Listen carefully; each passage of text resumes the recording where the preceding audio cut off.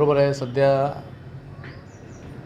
रमजान महिना सुरू झालेला आहे आणि होळी आणि धुलीवंदन तसेच महत्त्वाचं लोकसभा इलेक्शन 2024 या अनुषंगाने केंद्र सरकारचे बरेच सुरक्षा बल तैनात झालेले आहे शिटीला.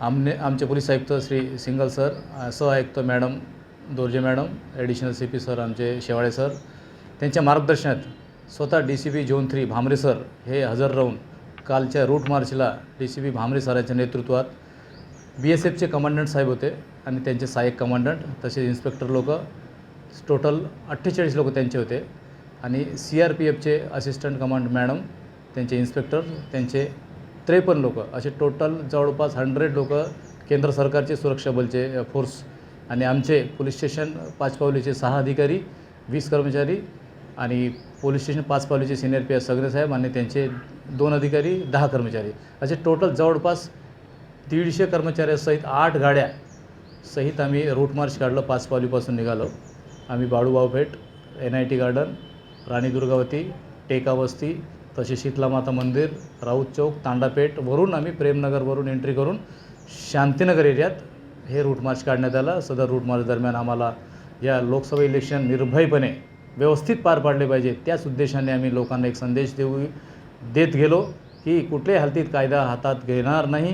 कायदा हातात घेतले तर आम्ही एवढं सुरक्षा बल आमच्या इथं तैनात आहे. सर्व मुस्तैदपणे सर्वांना प्रशिक्षण दिलं गेलं, इलेक्शन व्यवस्थितपणे पार पाडणार आहे. त्याबाबतीत आमचे DCP सर अधामधात कॉर्नर्स मीटिंग पण घेत होते आणि या दरम्यान व्यवस्थित पूर्ण जवळपास 8 ते 9 किलोमीटर आम्ही स्वतः रूट मार्च काढलेले आहे.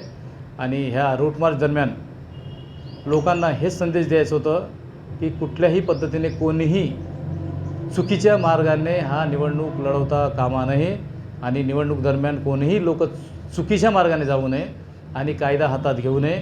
भयमुक्त वातावरणात निवडणूक लढवली पाहिजे, मतदान केले पाहिजे, याच उद्देशाने हा रूट मार्च काढला गेलेला आहे. त्याच दरम्यान हुडदंग मचवणारे किंवा महिलाविषयक गुन्हे करणारे आणि अट्टल चोर, गुन्हेगार, हिस्ट्री सीटर यांना चेकिंगचा मोहीम दररोज सुरू आहे. दररोज कॉर्नर मीटिंग सुरू आहे. आमच्या पोलीस उपायुक्त सर यांच्या क्लोजली मॉनिटरिंगमुळे दररोज हा मोहीम सुरू आहे आणि सुरू राहणार आहे.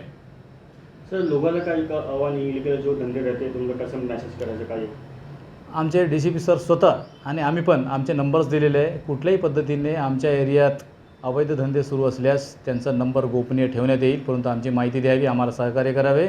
निवडणूक दरम्यान असा कुठलाही गैरप्रकार चालणार नाही असे आम्ही लोकांना आवाहन केलेले आहे. त्या पद्धतीने लोक मदत करतील. आम्ही पण कुठल्याही पद्धतीने इलिगल ॲक्टिव्हिटीज चालू देणार नाही या पद्धतीचे आम्ही सूचना दिलेल्या आहे आणि लोकांना विनंती केलेली आहे.